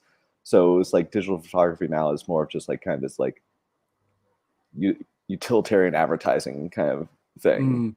It was like, so I mentioned earlier, like Leyendecker or Maxfield Parrish, which was very much just kind of like the technique of the time of using painting for advertising and stuff like this. But now it can be really considered art form when there's something else to it. Now I don't think digital photography will really or ads from right now will, but I don't know, I could live to swallow those words. Yeah, I think there's definitely some photographers that venture into artistic territory, but I genuinely think that a lot of everyone's a photographer now. Everyone's got a smartphone. also true. I mean, again, it's kind of like so ubiquitous, then it has lost its value at the same time. But it's a shame, because so my dad was a photographer, so I often spent many an evening in the red of the dark room and stuff. So oh yeah, my friend's father was a photographer for ads and promotion, but that's when you had to get in etch and burn and layer in different photos to get a certain effect, and Photoshop really killed him. Well, yeah, well that's it. I've often thought and said on various kind of streams that the problem with a tool like Photoshop is that it's just naturally restrictive, and it kind of pushes you down certain paths. And also it makes perfection too easy, or it gives you a kind of perfection where something is lost. Because again, I think this goes hand in hand with like filmmaking now. Like you can only see so many robots punch each other before you're just numb. Yeah, exactly. It's just not believable and just lazy. But yeah, this is a really cool pick. So thank you for introducing me to him. The kind of group that I thought was kind of similar was I've entitled it the kind of the monster series. You kind of had them labeled as various monster pictures, but yeah, it's I guess kind of like a group of almost like portraits of figures from the imagination. Let's just say, what was your thoughts behind this series? Honestly, it really started off as just kind of play and like trying out different materials and techniques and indulging more. So like just like so this one was like sheer play, because I was knocking out 13 of these in a period of like 6 months.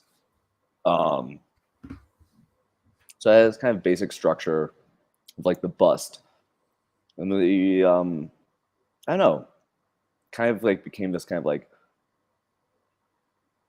automatic painting thing where I had a base image I was working from, or base model, and just kind of like worked on them, allowing myself a little more freedom and fun to play with the materials. It was enjoyable. It kind of became these kind of like, again, like this theme of like the totem or golem or sentinel. So they kind of start to take on a life and personality of their own. And then when you have them all lined up in a room, like surrounding you, and I had this triangle triptych on it too, and then these cast iron sculptures in the center of the floor. So you really feel like you're entering into like it was a square room. So it feels very specific and laid out. I like when I do series of works, I like them to kind of like plan out the show. It's not like an installation or anything, but there's something about the uniformity, or there's a distinct kind of series that you're interacting with. So I like to think of the work as like do them in like groups, and then this 13 monster group was enjoyable. I really enjoyed working on them. They really kind of came together. When I was working on it, like constant back and forth, I'd get back. I'd like be like, I'm going to the bar, can't look at this. I'm doing something stupid right now. making a bunch of little cartoon heads. What the fuck am I doing? And then I come back and I sit with him. And like, you know what? Never mind. I'm a fucking genius. I know exactly what I'm doing. Let's just keep going. It's like there's like that kind of like constant high and low of any artist. Like, I've never had an original thought in my life. I'm an idiot. Or like, the world is so blessed to have me. Well, I quite like if you see all the different works. Again, they're quite different, and they've all got the different themes.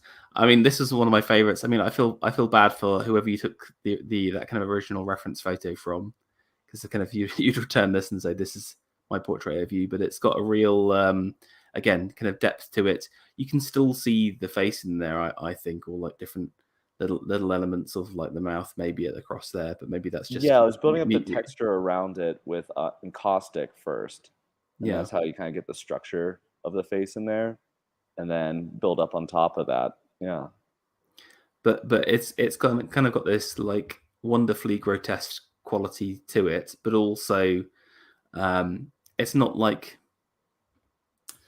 I think when you're doing something like grotesque, it's easy to be quite vulgar about it, or like pustules and exactly. Well, I think there's a sophisticatedness to this, where it's kind of like almost like some kind of eldritch horror, as opposed to some kind of spooky cartoon monster. So yeah, I really appreciated this.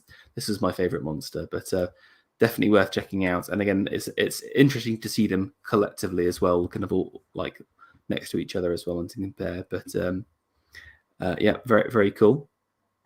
And so for the last one, you could have mentioned about being a fan of Bellini. So I've put in this last kind of Renaissance triptych specifically for Saint Sebastian here. But I mean, several of your works have this kind of iconic nature to it, or mythic feel, but kind of turned to icon. And you mentioned about kind of like icon painting in general. I just want to get your thoughts on. Yeah, what's your thoughts on icon painting is in general, or what can we learn from them? Well, I think my favorite thing about like icon painting is they really do function more like as symbol, or like as, I hate to be a dead horse, or like horses like totem.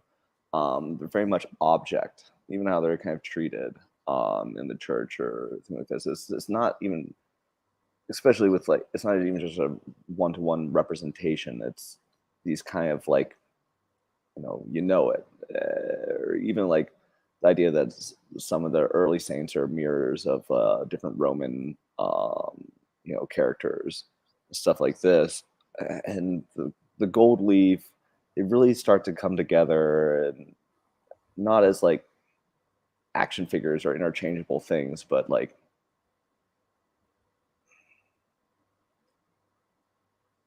I was backpacking out west in New Mexico, and come across these different totem poles. I don't know, this always gave me a similar feel, something like that. And it just really struck me, and like the kind of earnestness with which they were painted and constructed, but even like artists as craftsmen almost in some of this. And later on, a little more focused on the artists and what they're doing in this. But yeah, I have a real affinity for them growing up with them. And then in art school, all this kind of like ironic nonsense around me. So I'm like, you know what? I'm just going to go ultra sincere. I'm going to do my take on these different kind of icon paintings. So I'm also like, I'm a kid. What do I know about the fucking world? Let's work with, these deeper, more long-lasting things to kind of like cut my teeth on. I mean, what I'm gonna do, like, do some painting about like, oh, I went through adolescence. I was doing that artwork when I was in high school. It's very tragic to me when I see adult artists in their 30s still doing artwork about their adolescent experience. I'm like, God damn, even Morrissey grew up a bit. you know. So it was, for me, it's like it's kind of a path I started down and deeply enjoyed, but also like just like the visual quality of them um, was always striking, and like they knew exactly what they wanted to do. One thing I was going to say that again I thought kind of mirrored your work and some of these kind of Renaissance masters' works was again like this idea of collective works together, but on Yes, kind of like a large scale, and it sounds like almost modular. yeah, exactly. And these would be kind of set into a larger church. They would be given the kind of space by the individual church commission, and they would kind of work to that. But what I like is it's not Or even like a these traditional. ones, the implied architecture within them Yeah, too. that's also true. Yeah, again, there's lots of these kind of there's a name for this, a French name for this, the kind of fake 3D effect. Anyway, but these are meant to be seen together, is what I'm trying to say. That, and you can see with the kind of backgrounds of the three saints here And how the continuing landscape. yeah, exactly. And I liked about you, some of your stuff was you have that continuation, or this kind of idea of it's better to see them together, or that they're originally displayed together. And it also gives you the chance for kind of, again, kind of interesting shapes that you wouldn't necessarily get in a traditional canvas. This kind of strange hexagonal, semicircular, top piece, top piece across here, and trying to sync all of that together. So we go from a Renaissance San Sebastian to your interpretation of this. So why did you choose Sebastian as your for this work? I don't know. I think it's, there's a lot of things to it, and not just that he didn't die there, but the kind of like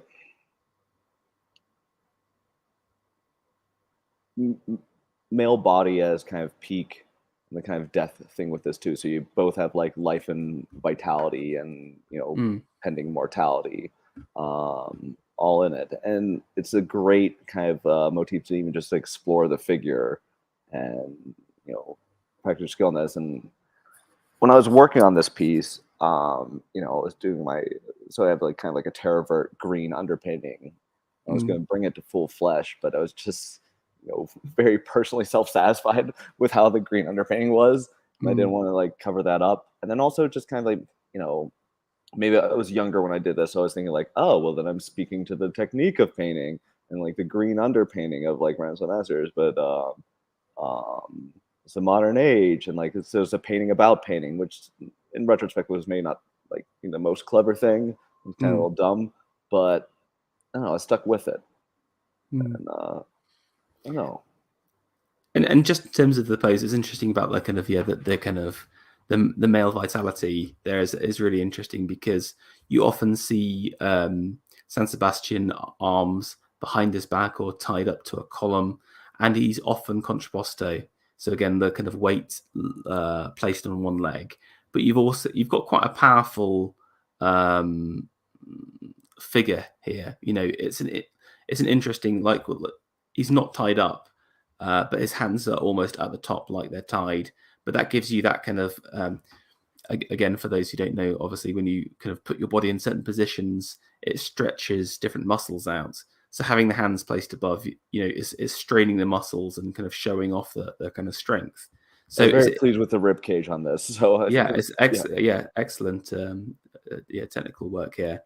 And then again, like, there is a certain power to just the static feet, and again, there's almost like a Gothic quality to it again, because with Bellini, the contrapposto is being pulled from the kind of classical rediscovery, but in certain Gothic works, they'll often have these very rigid and powerful poses that kind of exemplifies the strength of men. And I thought that was interesting, and made this piece like as a really unique take on San Sebastian.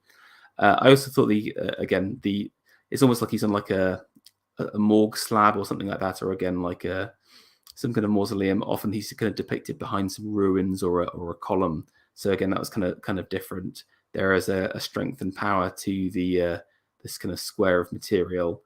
and he does very much seem alive as well. He's so that there is that kind of strength. It's almost like he's immune to the arrows. And again, the kind of your motif of the kind of raised textured arrows is again quite different, and I'm sure like it's striking in this picture, but I bet it'd be even better face to face as well.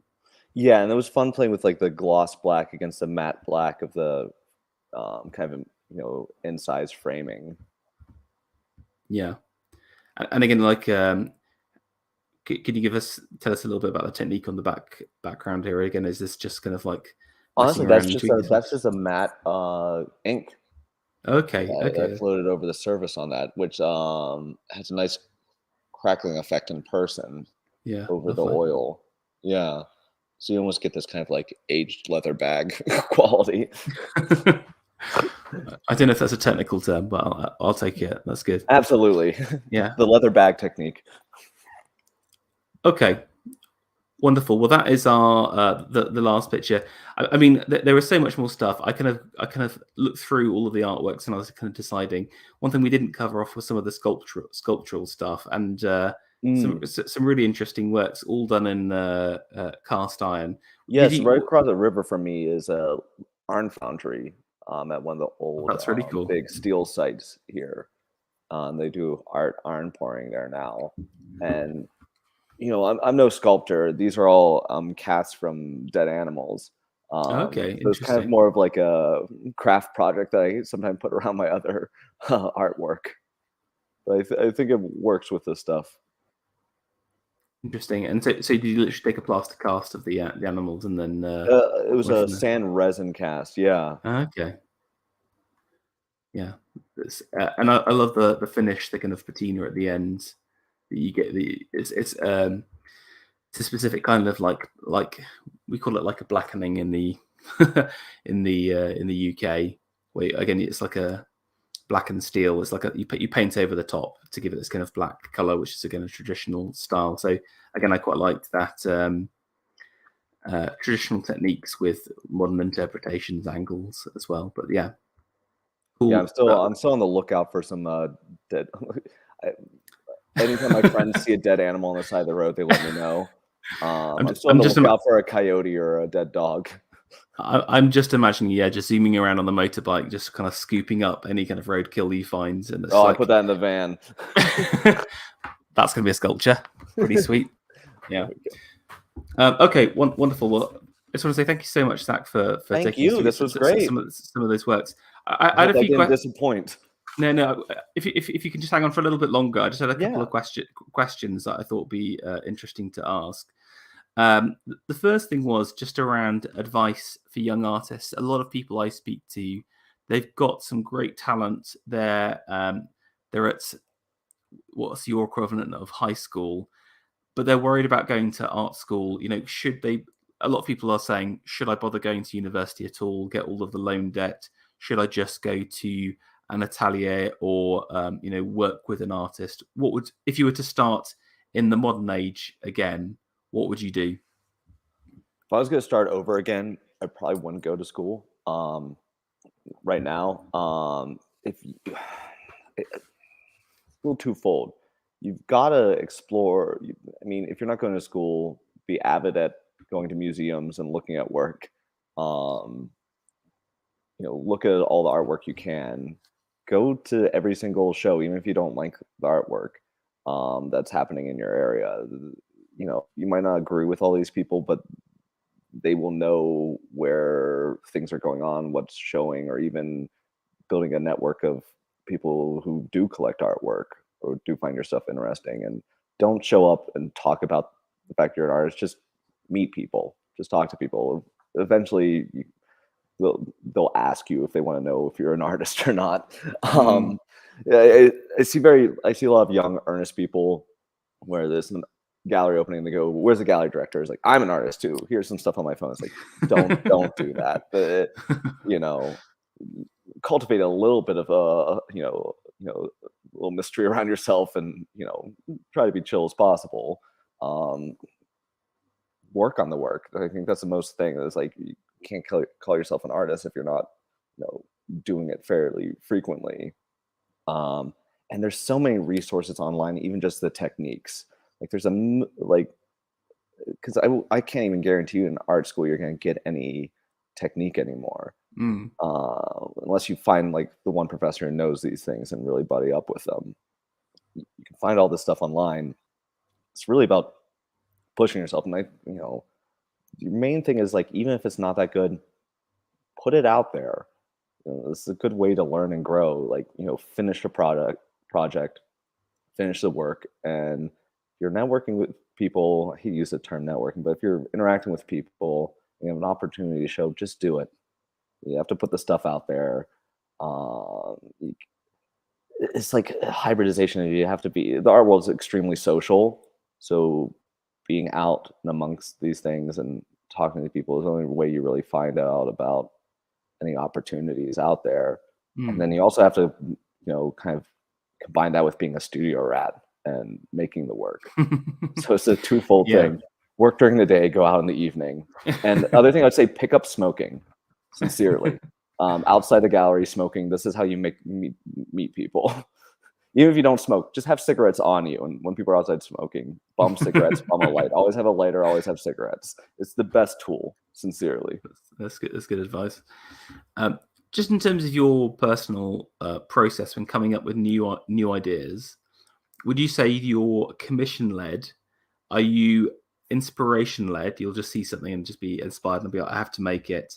Or would you say that stuff precipitates out of you? You'll see stuff over a couple of years, and then it's like, oh, I've been thinking about this idea, and it's kind of forms in your head a little bit.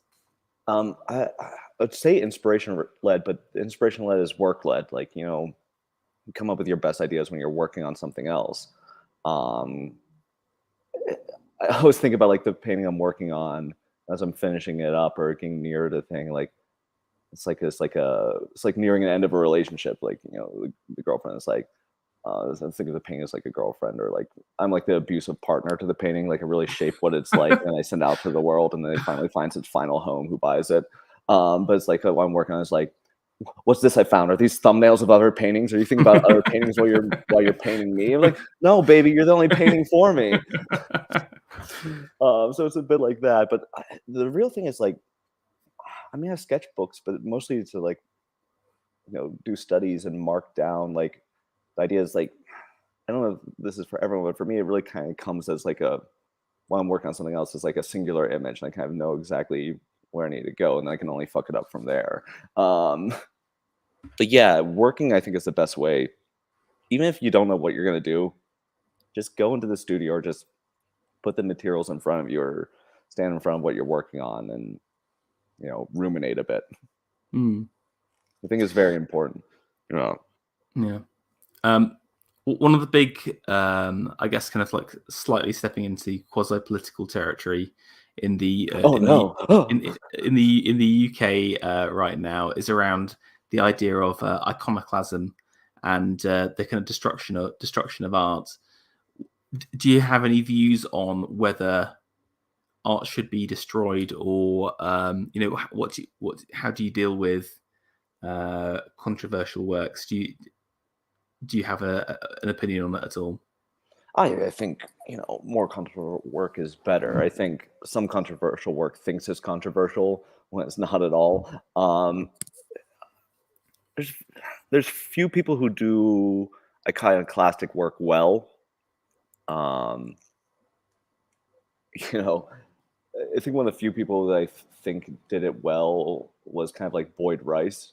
He was a musician and different stuff, and played with that early on. But iconoclasm now, I don't know. I might be a bit of a maximalist and think that more is more. Mm. And I think it's really just like riding the tiger and waiting it out and producing what you need to produce. Like my dean said to me is like, make what you're making, even if it's in a somewhat of a creative vacuum. You will find people who respond to the work. It's like your first duty is to make the work and follow through with what you're trying to get out there, and then everything after that is finding people who respond to it. So it's like Yeah, I mean, I do commission work here and there, but that's people who already enjoy the stuff, Mm, and they want something, for a specific size or space, and I work with them on that. But I think the main thing is like, yeah, it's you've got to follow what you're doing and have enough faith in that, and push yourself with it too, and then you'll find the people, and part of that is putting it out there. The people who you're never going to meet anyone who responds to work if it's solely in your studio and you're toiling alone. um, put it out there. It's like, putting out a flag, and it's like, does anyone like this? Do you get it? Do you get it? mm, Yeah, don't be a miser with your artwork. It's important to put it out there. definitely. Okay, cool. That was all the questions I had. Just before we wrap up, I hope that was helpful enough to any young artists out there. yeah, no, I think really really good. Yeah, thank you so much for that, and thank you so much for your time. I really appreciate it.